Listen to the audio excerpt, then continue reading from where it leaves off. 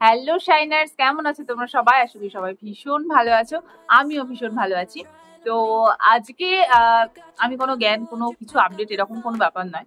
তো আমি বলে দিই, যাই হোক, তোমাদের আমি কিছুদিন আগে বলেছিলাম কটা এক্সামের কথা। তো হয়তো তো অনেকে বলছিল যে এক্সাম ক্যান্সেল হয়ে যেতে পারে বা সম্ভাবনা আছে। হ্যাঁ আছে, কিছুটা তো আছেই, বাট পুরোপুরি ক্যান্সেল হবে কিনা সেটা সোমবার জানা যাবে। আমি জানি না আমার এই ভিডিওটা আমি কবে পোস্ট করতে পারবো। তো সোমবার অর্থাৎ 13 সেপ্টেম্বর জানা যাবে কি হবে। আমি নিশ্চয়ই আপডেট পেলে তোমাদেরকে জানাবো। তবু আমি যে কারণটা বা যে কথাটা তোমাদেরকে বলছি, নিজের একটা ছোট এক্সপিরিয়েন্স বলছি আজকে। আগের বছর দুর্গাপুজো ছিল, অর্থাৎ 2023 যে দুর্গাপুজোটা ছিল আমার লাইফে, বিশ্বাস করো আমি আমার বাড়ি থেকে একটা জামাও নিই। জামাটা নিইনি এই কারণেই, আমি ভেবেছিলাম পুজোতে আমি বেরোবো না। মানে লাস্ট ইয়ারটা আমার যেটা হয়েছিল, আমি কোনো কিছুতে অ্যাটেন্ড করবো না, কারোর কোনো ভালো কোনো জায়গায় যাব না, ভালো কিছু মানে কোনো বিয়ে বাড়ি হ্যানা ম্যানা ত্যানা এইসবগুলো করবো না। তো এটা আমার নিজের নিজের প্রতিজ্ঞা ছিল, কি সব কিছু না, আসতো না, কেন জানি না আসতো না। আর পুজোটা বলি, যেহেতু আমার বাড়ি নদিয়া ডিস্ট্রিক্টে, তো আমার ওইখানে পুজোটা, আমার এরিয়াতে পুজোটা যে আহামরি খুব বড় করে হতো সেরকম কোনো ব্যাপার নয়। তো আমি কি করেছিলাম, মেনলি আমি পুজোতে আমার বেরোবো না, ভালো লাগছে না। আর এমনিতেও পুজো সেরকম ভালো হয় না, বাবা মা বেরোবে সে ঠিক আছে, আমি বেরোই।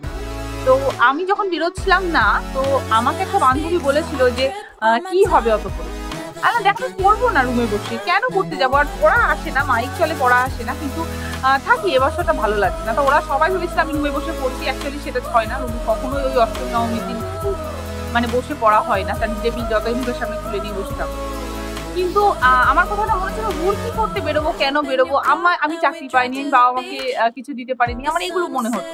তো কেন জানি না আমার লাস্টের দিকটায়, মানে চাকরি পাওয়ার একদম লাস্টের দিকটা আমার রাত্রিবেলা করে ঘুম ভেঙে যেত। আমি জানি না কেন, কি কারণ, কি বিষয় আমি জানতাম না, কিন্তু ঘুম ভেঙে যেত। আমি বুঝতে পারতাম যে কিছু একটা মানে খারাপ স্বপ্ন দেখলাম, যে উঠে পড়লাম হট করে। আমার তো ইন্টারভিউ এর আগের দিন আমি রীতিমতন ঘুমের ঘরে বলা শুরু করেছি, হ্যাঁ গুড মর্নিং স্যার, আমি তনুশ্রী দত্ত, হ্যাঁ স্যার আমি নদিয়া ডিস্ট্রিক্ট থেকে এসেছি, এরকম আমি বলা শুরু করে দিতাম। মা বলতো, মা আমাকে গায়ে ধাক্কা দিত।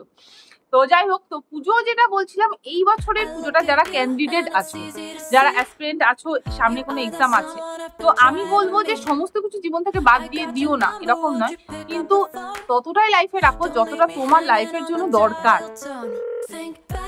বুঝাতে পারছি আশা করি। তোমার জন্য 5টা জামা দরকার নয়, তোমার জন্য একটা জামা দরকার। আর যখন তুমি এখন এই মুহূর্তে, আমার বিশ্বাস করো, এই কদিন আগে মাইন্ডটা ঢুকলো, 27 আমাদের স্যালারি ঢুকেছে, কারণ 28 কিছু একটা বন্ধ ছিল, 29 সানডে ছিল, দ্যাটস ওয়াই আমাদের 27 তারিখে স্যালারিটা ঢুকেছে। তো এই 27 তারিখে স্যালারিটা ঢুকলো না, বিশ্বাস করো মাথার চুল থেকে পায়ের নখ পর্যন্ত জাস্ট মানে আনন্দ আনন্দ হয়ে গেছে যে এই টাকাটা আমি বাড়িতে দিই, প্রত্যেক মাসে বাড়িতে দিই, কিন্তু পুজোর আগে এই টাকাটা আমি বাবা মার হাতে দিতে পারবো। এইটা জাস্ট কল্পনা করলেই ভালো লাগে। তুমি যখন নিজে চাকরি করবে, নিজের ইনকাম করতে পারবে, কথাটা গায়ে তোমার কাটা দেবে যে আমি আর্ন করে পুজোর আগে স্যালারিটা আমি বাবা মার হাতে দিতে পারবো, এটা ভাবলেই একটা কেমন লাগে। তো আমি বলবো যে এই আনন্দ, এই বন্ধুরা, আমি যে বছর পুজোটা বাদ দিয়েছিলাম না, সেই বছরও আমার কিছু বন্ধু, কিছু বান্ধবী অনেক পুজো দেখেছিল, কলকাতাতে এসেছিল।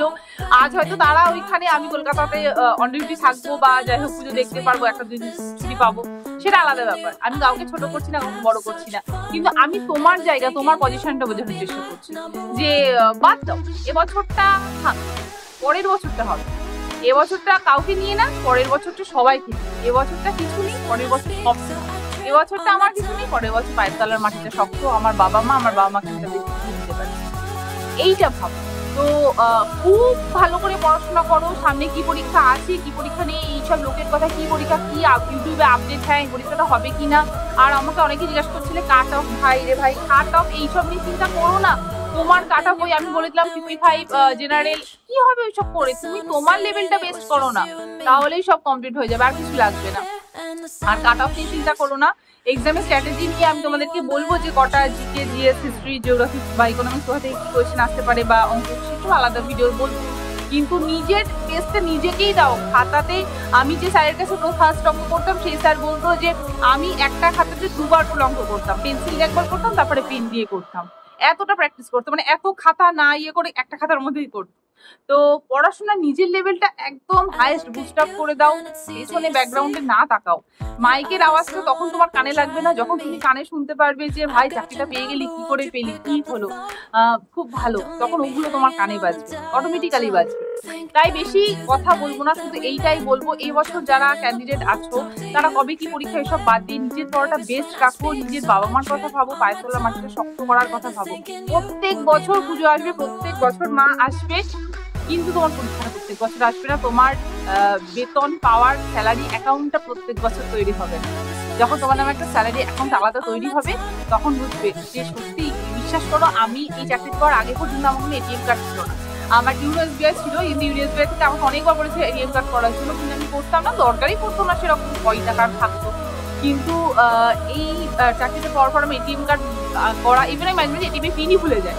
তো যাই হোক, এই আনন্দগুলো অনেক। তোমার নামে যখন একটা অ্যাকাউন্ট তৈরি হবে, তোমার নামে যেমন একটা সার্ভিস বুক তৈরি হবে, একটা জায়গা তৈরি হবে, লোকে বলতে পারবে হ্যাঁ এর মেয়ে এই চাকরিটা করে বা তোমার মেয়ে তো চাকরি করে। বিশ্বাস করো, মানে এইটা না এইরকম হয়ে যাবে। সেই দিনগুলোর কথা ভাবো, ব্যাগটা একটু ব্যাকেই দাও, খারাপটা ফেলে আসো, ভালোটা অনেক ভালো হবে। তো আপাতত ভিডিওটা এইটুকুই, তোমাদের বেশি কথা বলবো না, হয়তো বেশি জ্ঞান দিয়ে ফেললাম, তার জন্য হয়তো sorry, but enjoy your day আর enjoy your future life. Bye by.